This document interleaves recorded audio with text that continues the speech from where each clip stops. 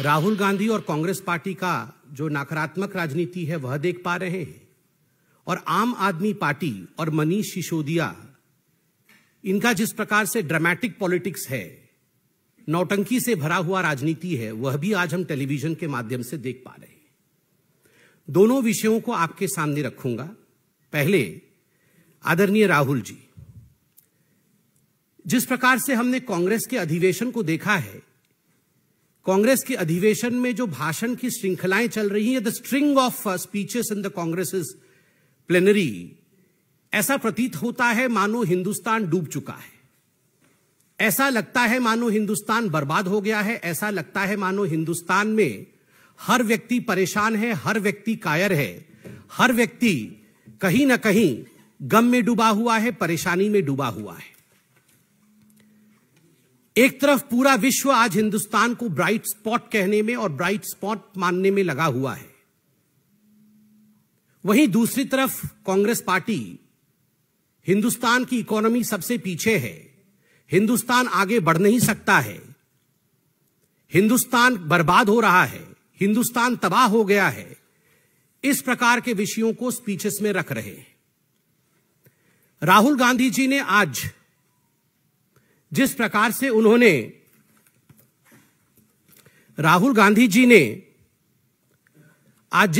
से अपने भाषण में जम्मू कश्मीर के विषय में कहा है, मैं तो उन्हें धन्यवाद देना चाहूंगा कि for the first time he has acknowledged what the Modi government has achieved. Rahul Gandhi ji Jammu Kashmir पहुंचते हैं अपने भारत जोड़ो यात्रा में, और इस यात्रा में जम्मू कश्मीर में वो चारों तरफ तिरंगे झंडे देखते हैं, चारों तरफ उनको लहराता हुआ तिरंगा दिखता है। तो ये जो क्रेडिट है, ये क्रेडिट किसकी है? यह सवाल उठता है कि जिस जम्मू कश्मीर में पहले कोई तिरंगा नहीं लहराता था, इस प्रकार के स्टेटमेंट कांग्रेस के नेता देते थे। आर्टिकल 370 को छू के दिखाओ, तिरंगा को हाथ लगाने वाला कोई नहीं होगा, इस प्रकार के स्टेटमेंट कांग्रेस के सहयोगी और उनके नेता देते थे।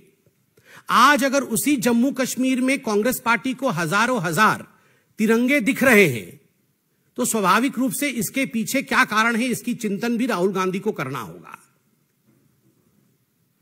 राहुल गांधी जी ने आज अपने भाषण में, अपने वक्तव्य में कहा कि terrorist infested Pulwama and terrorist infested places in Jammu Kashmir, Anantnag etcetera, वहां पर आज मैंने तिरंगा देखा। प्रश्न उठता है, किसके कारण टेररिज्म वहां पनपा? What was the reason as to why? What was the policy as to why we had terrorism in these areas which Rahul Gandhi today acknowledged were terrorist-infested areas? And what were the reason as to why these areas today are peaceful? These areas show unity. These areas bring about development. And that's the reason as to why people have taken up Tiranga. आज अगर लोगों ने तिरंगा अपने हाथ में उठाया हुआ है, अगर लाल चौक में तिरंगा है, इसके पीछे का कारण सुशासन जो आदरणीय प्रधानमंत्री नरेंद्र मोदी जी की सरकार ने जम्मू कश्मीर को दिया है, वह है। आज जम्मू कश्मीर के विषय में बोलते हुए राहुल गांधी जी ने कहा कि प्रधानमंत्री लाल चौक में गए थे झंडा फहराने के लिए। बिल्कुल सही कहा। 1992 में जब आपकी सरकार थी, उसमें प्रधानमंत्री जी झंडा फहराने गए थे, सक्सेसफुली उन्होंने झंडा फहराया था। डिस्पाइट ऑल द चैलेंजेस, चुनौतियों के बावजूद लाल चौक में झंडा फहराया था, और उसी समय संकल्प लिया था कि भविष्य में हिंदुस्तान में ऐसा कोई स्थान नहीं होगा जहां हम धड़ल्ले से तिरंगा ना फहरा सके।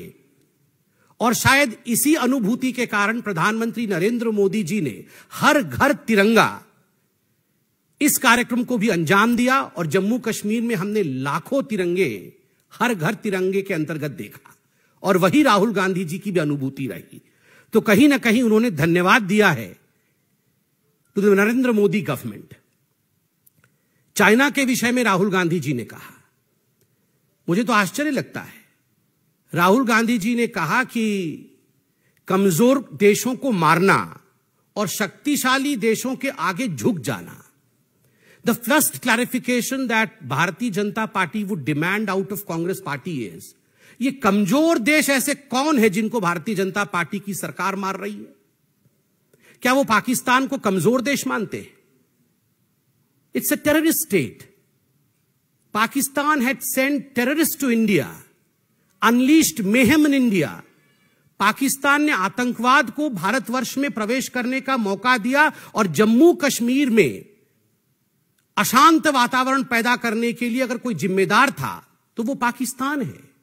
इसलिए यह कहना कि कमजोर देशों को मारना, यह मानसिकता दिखाता है राहुल गांधी और कांग्रेस पार्टी का कि क्या कारण रहा है कांग्रेस पार्टी का। उन्होंने पीछे भी in the यस्टर months and years उन्होंने सर्जिकल स्ट्राइक और एयर स्ट्राइक के विरोध में कहा था और आज भी कहा कि कमजोर देशों को मारना। और जहां तक शक्तिशाली देशों के आगे झुकने का सवाल है, झुकते हुए तो हमने एके एंटोनी साहब को पार्लियामेंट में 2013 में अपने वक्तव्य, अपने स्पीच के दौरान देखा था। 2013 में जब एके एंटनी ने बतौर रक्षा मंत्री पार्लियामेंट के पटल पर अपने स्पीच को रखा था, तो आप देख सकते हैं आज भी इंटरनेट पे, आज भी लोग गूगल में यह मौजूद है। एके एंटनी कहते हैं कि I will not be hesitant to accept the truth. For 70 long years the policy of India had been under developed border are the safest places because China is powerful. China को भारत में developed border पसंद नहीं है, इसलिए 70 वर्षों तक हमने अपने बॉर्डर को डेवलप नहीं किया, उसे अंडर डेवलप्ड रखा। इसको मानने से मैं हिचकिचाता नहीं हूं। यह भारत के रक्षा मंत्री एके एंटनी ने 2013 में सदन के पटल में अपने वक्तव्य में रखा था। इससे बड़ा एक्नॉलेजमेंट कावड़ाइज का तो और हो नहीं सकता है। इससे बड़ा एक्नॉलेजमेंट कि हम डेवलपमेंट नहीं चाहते हैं क्योंकि इससे चाइना नाराज हो जाएगा, यह तो राहुल गांधी जी के सरकार के समय उनके मंत्री ने कहा था। मगर आज मैं सल्यूट करता हूं इंडिया की आर्मी को और हिंदुस्तान की सरकार के जज्बे को कि दोनों ने मिलकर जिस प्रकार से, चाहे वो डोकलाम स्टैंड ऑफ हो या चाहे उसके बाद की कोई भी परिस्थिति हो, हिंदुस्तान ने अपने संप्रभुता की रक्षा जिस प्रकार से किया है, उसके लिए आर्मी, हमारे जवान और जो शहीद हुए हैं उनको बहुत बहुत सलाम है। डोकलाम के समय जब हमारे जवान अड़े हुए थे, जब स्टैंड ऑफ चल रहा था, उस समय ये गांधी परिवार पूरा का पूरा कुनबा टेंट के नीचे चाइनीज ऑफिशियल्स से मिल रहा था, जिसमें राहुल गांधी भी सम्मिलित थे।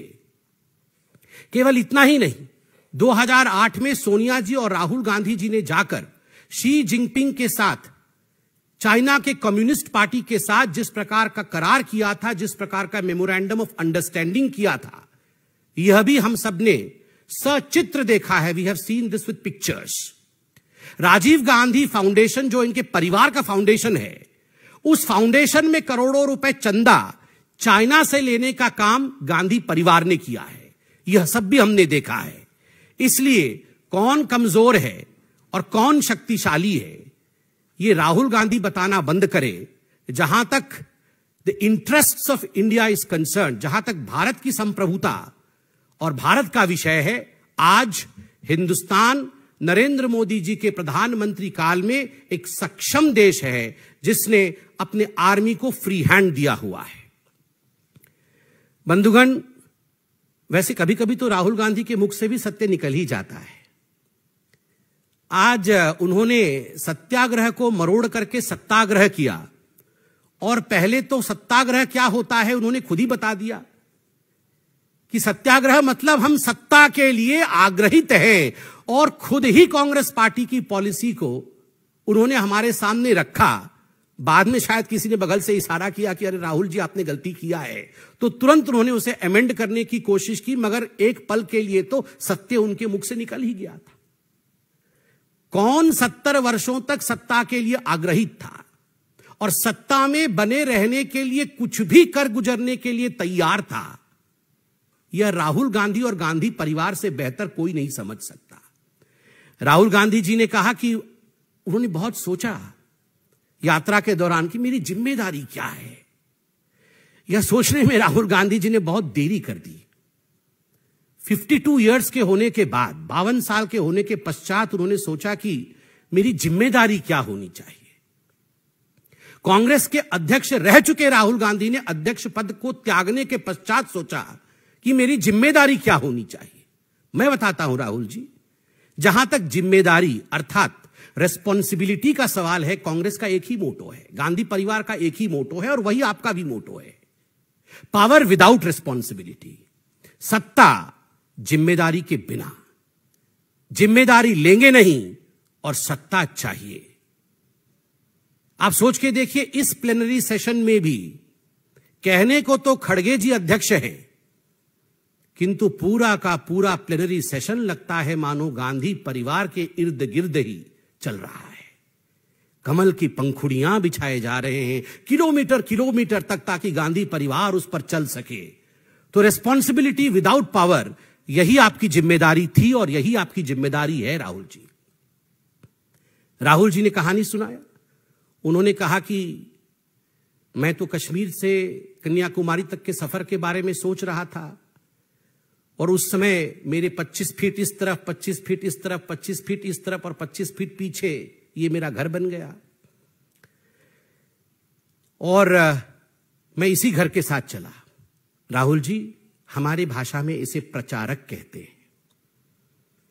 आपने इस देश को समझने के लिए, भारतवर्ष को जानने में 52 साल के बाद आपने एक छोटी सी यात्रा की। You came out to understand this beautiful country, the sentiment of India. You came out to understand what India is, what is defining structure of India after 52 years of your life. Our leaders left everything in the very beginning of their life. हमारे नेताओं ने अपने जीवन की शुरुआत में ही सब कुछ छोड़ा और ये 25-25 फीट के घर लेके नहीं चलते थे हमारे नेता। हमारे नेताओं ने प्रचारक के रूप में हिंदुस्तान का भ्रमण पूरे जीवन किया, हिंदुस्तान को समझा, इस माटी को जाना, तब जाके हमारे दोनों प्रधानमंत्री, चाहे वो अटल बिहारी वाजपेयी हो, चाहे नरेंद्र मोदी जी हो, दोनों प्रधानमंत्री प्रचारक रहे। They knew what India is, they knew the sentiment of India. Rahul ji, आप इंडिया को, भारत को जानने से पहले आप प्रधानमंत्री बनना चाहते थे। यही परेशानी है। राहुल जी को बचपन से लगता था कि ये जितने घरों में वो लोग रहते थे, ये सारे घर उनके थे, ये सारी गाड़ियां उनकी थी। इसको अंग्रेजी में कहते हैं सेंस ऑफ एंटाइटलमेंट। यही तो एंटाइटलमेंट है। जब आपको सरकारी प्रॉपर्टी, जब आपको हिंदुस्तान के सरकार का घर अपना घर लगने लगे, आपको लगने लगे कि यही तो मेरा घर है, हमें कौन निकाल सकता है, तब उसे अंग्रेजी में सेंस ऑफ एंटाइटलमेंट कहते हैं। और अंत में राहुल जी, मैं इतना ही कहना चाहूंगा, हिंदुस्तान आज एक उभरता हुआ सितारा है। India today is a bright spot. आप कितना भी नकारात्मक राजनीति करने का प्रयास करें, the world has realised what potential India has. आज विश्व जानता है कि भारत का पोटेंशियल क्या है। इसलिए आपको भारत के विषय में चिंता नहीं करनी चाहिए। आपको भारत क्या है और जानने की आवश्यकता है। दूसरा विषय मैं आपको जो बता रहा था मैं, कि आज एक तरफ तो कांग्रेस का प्लेनरी सेशन है और दूसरे तरफ जो नौटंकी मनीष सिसोदिया और आम आदमी पार्टी ने किया है, उसके विषय में मैं आपको बता दूं। बड़े आश्चर्य का विषय है। ये कोई पहला प्रेस कॉन्फ्रेंस एक्साइज पॉलिसी और शराब के घोटाले पे भारतीय जनता पार्टी कर रही हो, ऐसा नहीं है। आज से पहले कई बार भारतीय जनता पार्टी ने पॉइंटेड सवाल, we have raised certain pointed questions of mister Manish Sisodia and Aam Aadmi Party regarding the excise policy. We have asked them why Manish Sisodia allowed cartelisation. हमने कुछ 5-6 सवाल मनीष सिसोदिया जी से पूछा है। हमने पूछा था कि आपने एक्साइज पॉलिसी में कार्टेलाइजेशन क्यों अलाउ किया, जबकि ये कानून के अंतर्गत अलाउड नहीं है। उत्तर नहीं आया।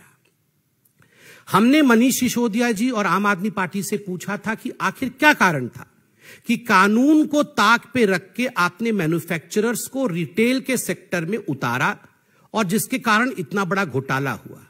कोई उत्तर नहीं था। हमने आपसे सवाल पूछा कि आनन फानन देखे बिना, अगल बगल देखे बिना, आनन फानन में आपने एक्साइज पॉलिसी को कैबिनेट के स्वीकार के बावजूद क्यों लॉन्च किया और बाद में इसे क्यों वापस लेना पड़ा? अगर इतनी अच्छी पॉलिसी थी तो इस पॉलिसी को आपको वापस क्यों लेना पड़ा? कोई उत्तर नहीं है। हमने आपसे सवाल पूछा कि आपने अपने मित्रों का 144 करोड़ ये माफ क्यों किया लाइसेंस फी? कोई उत्तर नहीं है। इन सब पॉइंटेड सवालों का कोई उत्तर नहीं है। जो उत्तर दिया जा रहा है, मोदी जी ऐसे, भारतीय जनता पार्टी ऐसे, भारतीय जनता पार्टी बदला लेना चाहती है, हम तो जेल जाने के लिए तैयार हैं जी, आपको गर्व होना चाहिए, हमने स्कूल खोल दिया। Event management is not a substitute two answers in corruption cases. आप इवेंट मैनेजमेंट करके भ्रष्टाचार के ऊपर चादर ढक देंगे, ऐसा नहीं हो सकता है। और जश्ने भ्रष्टाचार, जीप के ऊपर खड़े होकर रोड शो करने से भ्रष्टाचार नहीं छुप सकता है। ये दुनिया में जो संदेश आप भेज रहे हैं कि हमने करोड़ों का भ्रष्टाचार किया और अब हम हाथ हिलाते हुए जेल जाएंगे और हमें किसी की परवाह नहीं है, हमें कानून का परवाह नहीं है, this is not what Indian constitution allows. यह भारत का संविधान नहीं है। भारत का संविधान है कि आप हो भी सकते हैं कि प्रधानमंत्री हो, आप हो सकते हैं मुख्यमंत्री हो, आप हो सकते हैं उप मुख्यमंत्री हो। कानून सबके लिए एक समान है। सबको कानून के कटघरे में खड़ा होना पड़ेगा और उत्तर देना पड़ेगा। इसलिए मनीष सिसोदिया जी, आपसे केवल इतना कहना चाहते हैं कि जो प्रश्न भारतीय जनता पार्टी और जनता ने आपसे पूछा है, उन प्रश्नों का उत्तर आप सटीक रूप में सीबीआई को देंगे, ये हम आशा करते हैं। क्योंकि ये उत्तर ऐसे हैं कि आप कंप्लीटली एक्सपोज्ड हो जाएंगे। आपने हमें नहीं बताया, मगर ये उत्तर आप सीबीआई को बंद दरवाजे के अंदर देंगे, ये आशा हम करते हैं। और आज मुझे बहुत ही तकलीफ हुआ जब आम आदमी पार्टी ने मोदी जी के बारे में जो बोला है, ये बहुत ही घृणक है, बहुत ही चिंताजनक है। कांग्रेस वाले कुछ दिन पहले कह रहे थे मोदी तेरा कब्र खुदेगा। अभी मैं टीवी पे देख के आ रहा हूं, आम आदमी पार्टी वाले नारे दे रहे थे मर जा मोदी, मर जा मोदी। ये किस प्रकार का भाषा है? अपने देश के चुने हुए प्रधानमंत्री जी के लिए इस प्रकार के भाषा का प्रयोग करना, क्या ऐसे भाषा का प्रयोग करने से सच्चाई छुप जाएगी? आप करोड़ों का भ्रष्टाचार करेंगे और उसके ऊपर आपसे सवाल पूछा जाएगा तो आप कहेंगे मर जा मोदी। ये स्वीकार योग्य नहीं है, यह भाषा उचित नहीं है। अपने प्रधानमंत्री के लिए ऐसे भाषा का प्रयोग करना यह बहुत ही दुखद है, बहुत ही चिंताजनक है। बहुत बहुत धन्यवाद मित्रों। कोई प्रश्न हो तो अवश्य पूछिए। देखिए, आजकल राहुल गांधी जी में तपस्वी बनने का एक शौक है, बीच बीच में उनको शौक आता है, खाट यात्रा करना, लॉन्च होने के नए नए तरीके हैं। घर नहीं है, गाड़ी नहीं है, किसने कहा घर नहीं है, गाड़ी नहीं? 5,000 करोड़ रुपए का नेशनल हेराल्ड में गबन करने के जुर्म में आज बेल पे सोनिया जी और राहुल जी दोनों बाहर हैं। और 5,000 करोड़ रुपए ये कोई छोटा मोटा रकम नहीं, ये बहुत बड़ा रकम होता है। और कोर्ट में ये केस आज भी चल रहा है।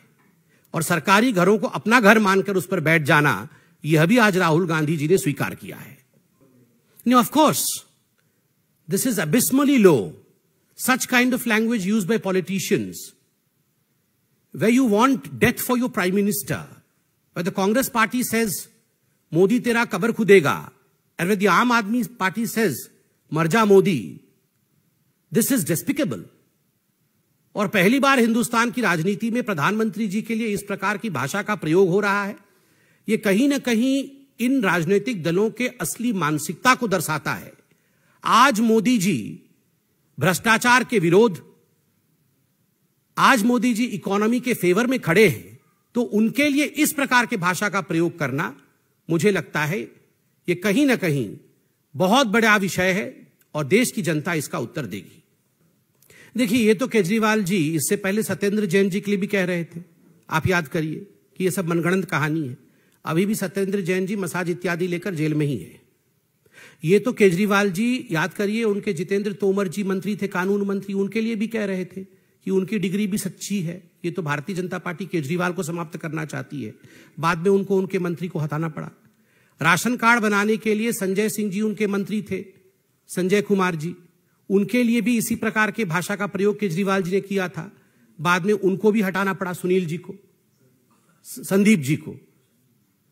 तो सारे मंत्रियों के लिए इसी प्रकार के भाषा का प्रयोग केजरीवाल जी करते थे, बाद में सबको हटाना पड़ता है। तो सीबीआई में जाके जवाब दे, हमने पॉइंटेड सवाल पूछे हैं, उसका जवाब दे। जो विषय सुप्रीम कोर्ट में है उस पर मैं कोई टिप्पणी अभी फिलहाल नहीं करना चाहूंगा। बहुत बहुत धन्यवाद।